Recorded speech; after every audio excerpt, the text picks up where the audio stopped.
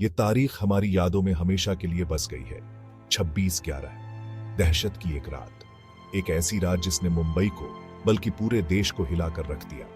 जो एक आम बुधवार की शाम के रूप में शुरू हुआ, वो आतंक और खून खराबे में बदल गया। अपने जोश और जीवंतता के लिए जाना जाने वाला ये शहर खुद को हमले का शिकार पाता है। निशाना सिर्फ लोग नहीं, बल्कि भारत की वित्तीय राजधानी के दिल पर वार। हमलावर समुद्र से आए, हथियारों से लैस और एक खतरनाक योजना के साथ। उनका मिशन दहशत फैलाना और तबाही का निशान छोड़ना। शहर को क्या पता था, लंबी भयावह रात अभी शुरू ही हुई थी। यह भारत की आत्मा पर हमला था, उसकी भावना को तोड़ने की कोशिश। लेकिन मुंबई हमेशा की तरह राख से उठेगा, और मजबूत और दृढ़ बनके। आतंकवादी अंधेरे की आड़ में आए। उनकी छोटी नावें अरब सागर से बेखबर शहर की ओर बढ़ रही थीं। वे चुपचाप और सावधानी से आगे बढ़ रहे थे, जैसे कि किसी बड़े तूफान की तैयारी कर रहे हों। वे गेटवे ऑन ऑफ इंडिया पर उतरे, जो मुंबई के खुलेपन और महानगरीय भावना का प्रतीक है। लेकिन इस रात यह प्रतीक एक भयानक त्रासदी का गवाह बनने वाला था। उनकी मंशा को देखते हुए एक क्रूर विडंबना। उनकी आंखों में एक अजीब सी चमक थी, जो उनके खतरनाक इरादों को दर्शा रही थी। उनके लक्ष्य सावधानी से चुने गए थे। हर एक मुंबई की पहचान के एक पहलू का प्रतीक। हलचल भरा छत्रपति शिवाजी महाराज टर्मिनस, जो शहर की धड़कन है। आलीशान Taj Mahal palace hotel, Oberoi Trident hotel, जो मुंबई की समृद्धि और भव्यता का प्रतीक है। और नरीमन हाउस में यहूदी केंद्र, जो शहर की सांस्कृतिक विविधता को दर्शाता है। हमलावरों ने पूरे शहर में फैल गए, जैसे कि एक बुरे सपने की तरह। उनका मिशन स्पष्ट था, अधिकतम नुकसान पहुंचाना और डर पैदा करना। वे हर कदम पर विनाश और आतंक का बीज बो रहे थे।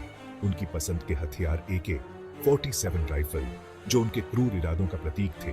ग्रेनेड और विस्फोटक, जो उनके विनाशकारी योजना का हिस्सा थे। वे क्रूर, अंधाधुंध और एक विकृत विचारधारा से प्रेरित थे।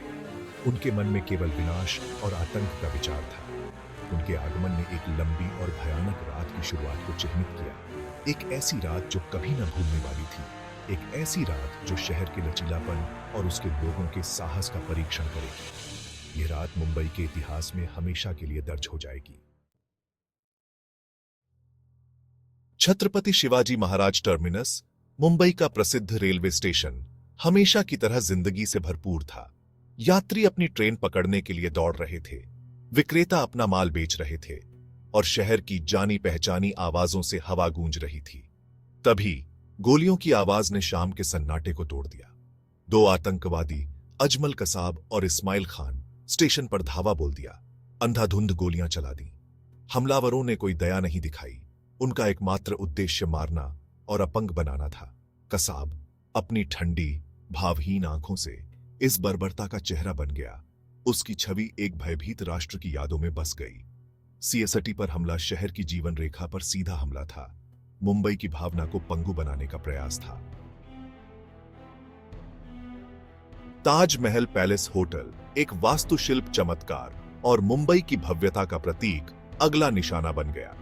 इसके साथ ही शहर के आतिथ्य के एक और लैंडमार्क ओबेरॉय ट्राइडेंट होटल पर भी हमला हुआ। भारी हथियारों से लैस और क्रूर आतंकवादियों ने इमारतों पर धावा बोल दिया। मेहमानों और कर्मचारियों को बंधक बना लिया। इमारतों को विस्फोटों ने हिला दिया। ऊपरी मंजिलों को आग ने अपनी चपेट में ले लिया, और गोलियों की आवाज गलियारों में गूंज उठी। अंदर मेहमान और कर्मचारी डर के मारे छिपे हुए थे, सुरक्षा के लिए बेताब थे। आतंकवादियों ने उन्हें बंदी बना लिया। उनके इरादे एक विकृत विचारधारा में डूबे हुए थे। ताज और ओबेरॉय में घेराबंदी केवल इमारतों पर हमले नहीं थे, वे भारत के लचीलापन और भावना के प्रतीकों पर हमले थे। भाग 5, नरीमन हाउस, कट्टरवाद के खिलाफ लड़ाई। आतंकवादियों ने नरीमन हाउस, एक यहूदी सामुदायिक केंद्र को भी निशाना बनाया, जिसमें रहने वालों को बंधक बना लिया गया। नफरत और असहिष्णुता से प्रेरित इस हमले का उद्देश्य भय और विभाजन फैलाना था। नरीमन हाउस में घेराबंदी दिनों तक चली। आतंकवादियों और भारतीय सुरक्षा बलों के बीच एक तनावपूर्ण गतिरोध। आतंकवादियों को बेअसर करने और बंधकों को छुड़ाने के लिए भारत के कुलीन कमांडो बल, राष्ट्रीय सुरक्षा गार्ड को बुलाया गया। ऑपरेशन खतरे से भरा था। आतंकवादी भारी हथियारों से लैस थे और अंत तक लड़ने के लिए दृढ़ थे। हर कदम एक जुआ था, हर सेकंड महत्वपूर्ण था। नरीमन हाउस में घेराबंदी आतंकवाद की वैश्विक पहुंच और निकॉन्स्टेंट सतर्कता की आवश्यकता की एक कठोर याद दिलाती थी। भाग 6, वर्दी में हीरो मुंबई के रक्षकों का साहस। जैसे ही शहर पर हमलों से दहशत फैली, मुंबई पुलिस बल ने असाधारण साहस का परिचय दिया। निहत्थे और बिना हथियारों के उन्होंने आतंकवादियों का सामना किया, अपने शहर की रक्षा के लिए अपनी जान जोखिम में डाल दी। ऐसी विपरीत परिस्थितियों में उनकी बहादुरी कर्तव्य के प्रति उनकी प्रतिबद्धता का प्रमाण थी। दिल्ली से लाए गए एनएसजी कमांडो ने अद्वितीय कौशल और बहादुरी का परिचय दिया। उन्होंने घिरी हुई इमारतों पर धावा बोल दिया, आतंकवादियों के साथ भयंकर गोलीबारी की। उनका उद्देश्य स्पष्ट था, आतंकवादियों को निष्क्रिय करना और बंधकों की सुरक्षा सुनिश्चित करना। उन्होंने अथक संघर्ष किया, दूसरों को बचाने के लिए अपनी जान जोखिम में डाल दी। उनका साहस और बलिदान शोक में डूबे राष्ट्र के लिए आशा का प्रतीक बन गया। भाग 7, जिंदा पकड़ा गया। कसाब का कबूलनामा और साजिश का पर्दाफाश। यह एक ऐसा क्षण था जिसने पूरे देश को झकझोर कर रख दिया। भारतीय सुरक्षा बलों के लिए एक महत्वपूर्ण जीत में यह एक बड़ी सफलता थी जिसने आतंकवाद के खिलाफ उनकी लड़ाई को मजबूती दी। सीएसटी में नरसंहार के लिए जिम्मेदार आतंकवादियों में से एक कसाब का पकड़ा जाना एक महत्वपूर्ण मोड़ था। अजमल कसाब को जिंदा पकड़ लिया गया। यह घटना सुरक्षा बलों की सतर्कता और साहस का प्रमाण थी। उसके पकड़े जाने से हमलों की योजना और निष्पादन के बारे में महत्वपूर्ण सबूत और अंतर्दृष्टि मिली। इससे हमले की गहराई और उसकी तैयारी का पता चला। कसाब से पूछताछ में हमले के पाकिस्तानी मूल और पाकिस्तान से संचालित एक आतंकवादी संगठन लश्कर ए तैयबा की संलिप्तता का पता चला। यह जानकारी बेहद चौंकाने वाली थी। उसके स्वीकारोक्ति ने उस भयावह साजिश का पर्दाफाश किया जो उस भयानक रात को सामने आई थी। यह साजिश बहुत ही खतरनाक और विस्तृत थी। हमले किसी अकेले भेड़िए का काम नहीं, बल्कि आतंक का एक सुनियोजित कृत्य था जिसमें कई लोग शामिल थे, जिसकी योजना बनाई गई थी और उसे भयावह सटीकता के साथ अंजाम दिया गया था। यह दिखाता है कि आतंकवादी कितने संगठित और निर्दयी थे। कसाब के मुकदमे और उसके बाद की फांसी ने दुनिया को एक कड़ा संदेश दिया कि आतंकवाद के खिलाफ भारत की नीति स्पष्ट और दृढ़ है। भारत आतंकवाद को बर्दाश्त नहीं करेगा और ऐसे जघन्य अपराधों के दोषियों को न्याय के कटघरे में खड़ा करेगा। यह न्याय की जीत और आतंकवाद की हार थी। भाग 8, एक राष्ट्र जागता है, नतीजे और सुधार। 26/11 के हमलों ने पूरे भारत और दुनिया में सदमे की लहरें भेज दी। हमलों के पैमाने और दुस्साहस ने भारत के सुरक्षा तंत्र में कमजोरियों को उजागर किया।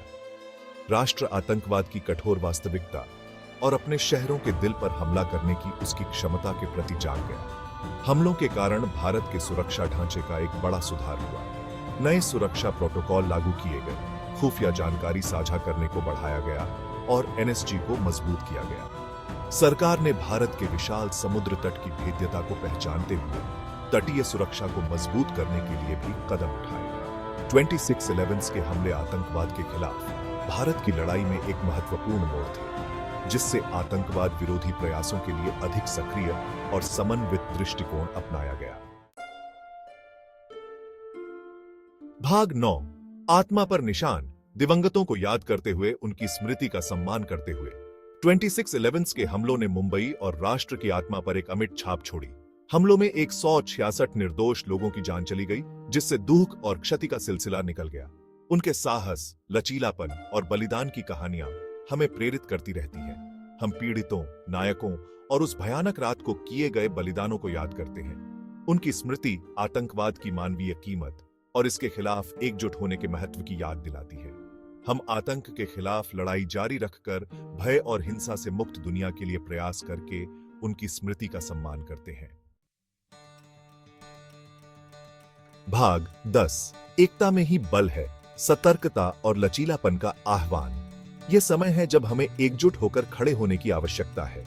26/11 के हमले आतंकवाद के खतरे की एक कठोर याद दिलाते थे जो दुनिया पर छाया हुआ है। यह घटना हमें यह सोचने पर मजबूर करती है कि हम कितने असुरक्षित हो सकते हैं। उन्होंने इस खतरे का मुकाबला करने में वैश्विक सहयोग और अटूट दृढ़ संकल्प की आवश्यकता को रेखांकित किया। हमें एकजुट होकर इस चुनौती का सामना करना होगा।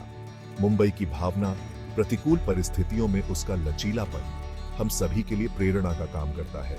यह शहर हमें दिखाता है कि कैसे विपरीत परिस्थितियों में भी हम मजबूत रह सकते हैं। हमलों ने हमें एकता, साहस और सतर्कता के महत्व को सिखाया। हमें यह समझना होगा कि एकजुटता ही हमारी सबसे बड़ी ताकत है। हमें सतर्क रहना चाहिए, अपने संकल्प को मजबूत करना चाहिए और एक ऐसी दुनिया के निर्माण के लिए मिलकर काम करना चाहिए जहां शांति और सुरक्षा बनी रहे। यह हमारी जिम्मेदारी है कि हम आने वाली पीढ़ियों के लिए एक सुरक्षित भविष्य सुनिश्चित करें। आतंकवाद के खिलाफ लड़ाई एक सामूहिक लड़ाई है और इसके लिए हमारी अटूट प्रतिबद्धता और कार्रवाई की आवश्यकता है। हमें हर कदम पर सतर्क रहना होगा। आइए हम सभी के लिए एक सुरक्षित और अधिक सुरक्षित दुनिया की दिशा में काम करके पीड़ितों की स्मृति का सम्मान करें। यह हमारी श्रद्धांजलि होगी उन सभी को जिन्होंने अपनी जान गंवाई